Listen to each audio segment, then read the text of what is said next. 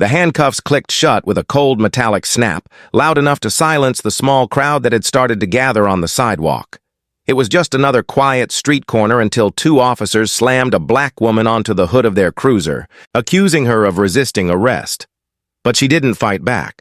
She didn't even flinch. Her posture, erect, precise, composed, spoke of discipline forged in something far beyond everyday civilian life. "You're resisting arrest," one cop growled, yanking her arm back with unnecessary force. But then, in a voice that sliced through the tension like steel drawn in battle, she said, "You have no idea who you just handcuffed." There was no panic in her tone, only calm authority. Not anger, not fear, just cold, absolute certainty. "In 20 minutes, she added, her voice cool and sharp, "these two officers will beg for their careers back." The crowd murmured. Some pulled out phones. Others simply watched in disbelief. No one could have known that this woman, dressed in plain clothes, had just returned from a classified mission overseas. No one recognized the presence behind the civilian outfit. But in just under an hour, every officer in the district would know her name, and it would be too late to fix what had already begun. Because the woman whose wrists they bruised was General Naomi Carter. And this wasn't just a mistake. This was a career-ending disaster in real time. And the only question left was how far up the chain the damage would go. Earlier that morning, General Naomi Carter had landed back in the United States on a quiet military transport. She had spent the last 7 months overseas, working with top strategists on classified war protocols. The public had no idea where she'd been. Not even the media had a hint.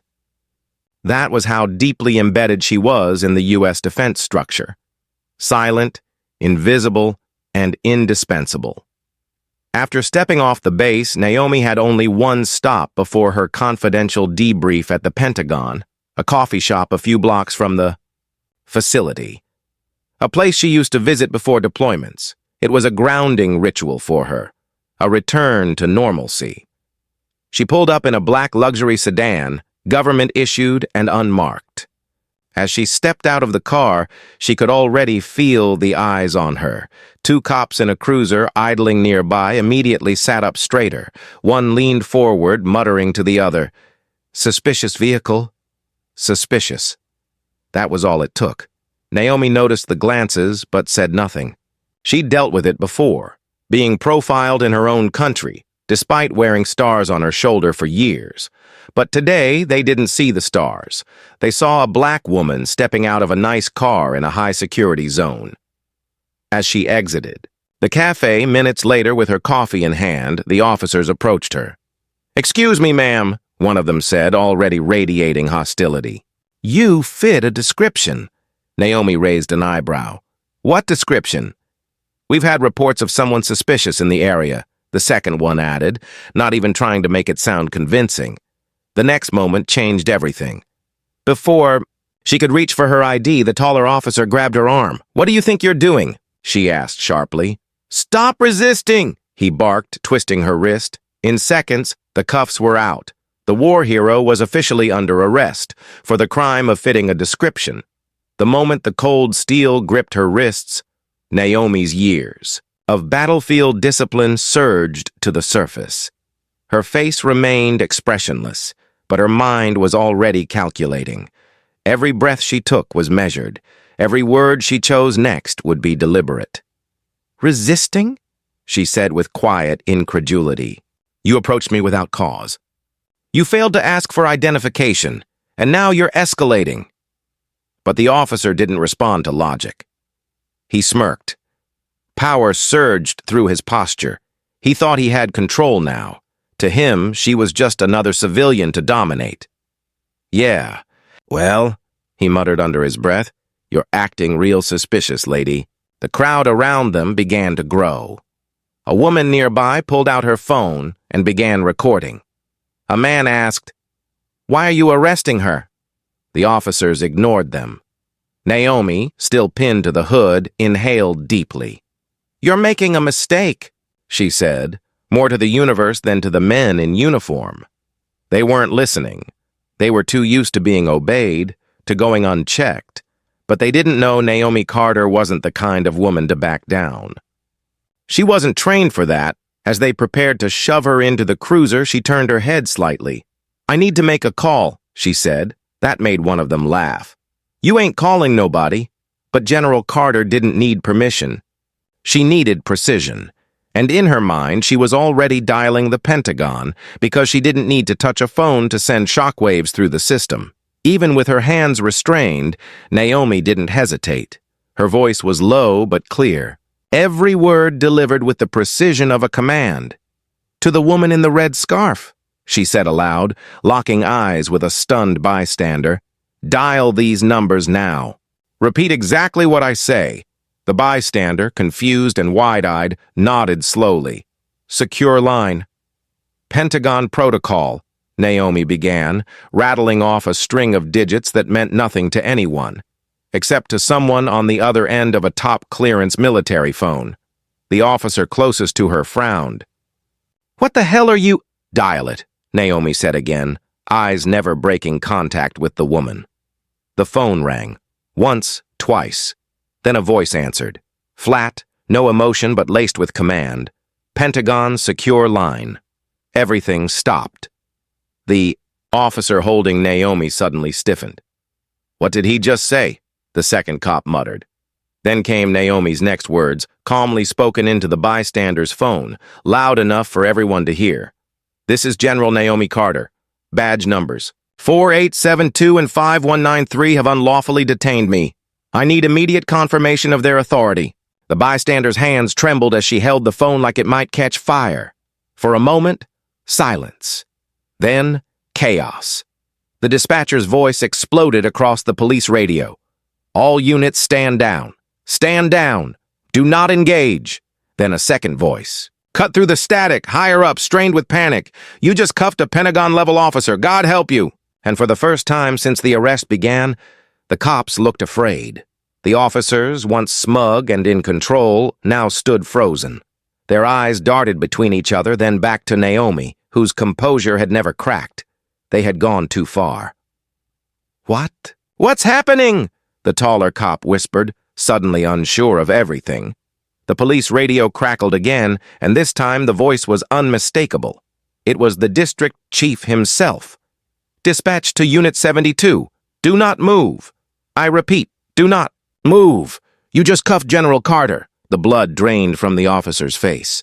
He reached for his keys, fumbling to unlock the handcuffs. Naomi didn't move. "You targeted the wrong woman today," she said, tone like sharpened glass. "But don't think this ends with removing the cuffs." She turned to the bystander, still holding the phone. "Put me through to the secretary," she said. The woman obeyed instantly. The phone clicked once. Then a voice responded, crisp and clipped. "General Carter, what do you require?" Naomi's next sentence sealed the fate of the two men before her. "I want a full audit of these officers. Every stop, every complaint, every recorded incident of profiling." Her voice didn't rise. She didn't need it to, because real power doesn't shout, it only commands. And the officers who had laughed at her 5 minutes ago? They now stood trembling in front of the very career they had just destroyed with a pair of handcuffs. Within the hour, Naomi was escorted back to her vehicle by federal security agents, not local law enforcement. The two officers stood silently. As she walked past, her steps measured, her expression unreadable. She didn't look at them again. She didn't need to. By sundown, both officers were placed on administrative leave pending investigation. But that was just the beginning. An internal audit uncovered troubling patterns. Use of force complaints that had been buried, profiling reports that had never reached supervisors, body cam footage accidentally erased. But now, nothing could be hidden. The public demanded answers. The media picked up the story, especially the bystander footage that had gone viral in less than 12 hours. A black woman handcuffed without cause, a general whose call brought down an entire precinct's chain of command. Naomi's name was now everywhere. Some called her a hero. Others, a symbol. But to Naomi, it wasn't about symbolism or revenge. It was about accountability, and it was far from over. Because the next day, those two officers weren't just suspended. They were formally charged. Misconduct, abuse of power, unlawful detention. The department scrambled for damage control, but nothing could undo the footage already burned into the internet's memory.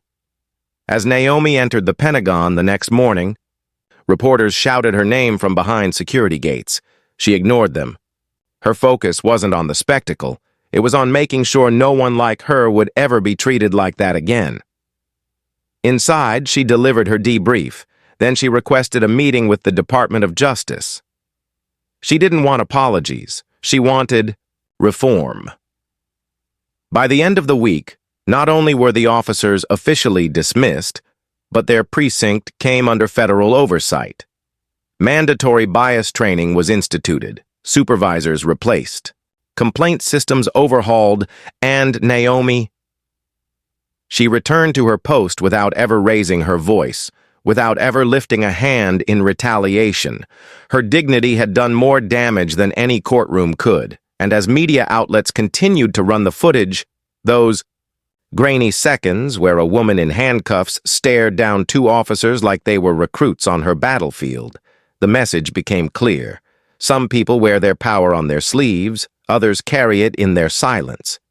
It's easy to dismiss someone based on how they look, easy to make assumptions. Easier still to act on them when you wear a badge and a gun.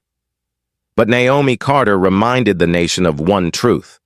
Power isn't always visible, and respect isn't something you grant based on race, uniform, or gender. It's something owed to every citizen, even the ones you don't recognize as generals. That footage of Naomi being released, standing tall, brushing off her uniform like she hadn't just been humiliated, played on every major network for days. Commentators called it a turning point. Some said it exposed a system too long protected by silence. Others simply called it karma.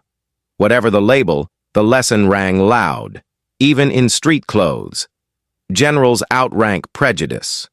If this story moved you, show your support by hitting the like button, dropping a comment, and subscribing for more stories that bring justice to light.